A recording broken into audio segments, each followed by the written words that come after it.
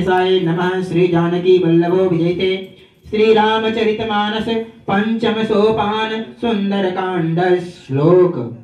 शांतं शाश्वतमप्रमेयमनघं निर्वाण शांति प्रदं ब्रह्मा शंभु फणीन्द्र सेव्य मनीषं वेदांत वेद्यं विभुं रामाख्यं जगदीश्वरं सुरगुरुं माया मनुष्यं हरिं वन्देऽहं करुणाकरं रघुवरं भूपालचूडामणिं।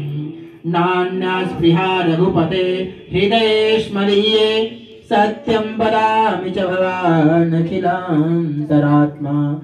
भक्तिं प्रयच्छ रघुपुङ्गवनिर्भरां मे कामादिदोषरहितं कुरु मानुषं च।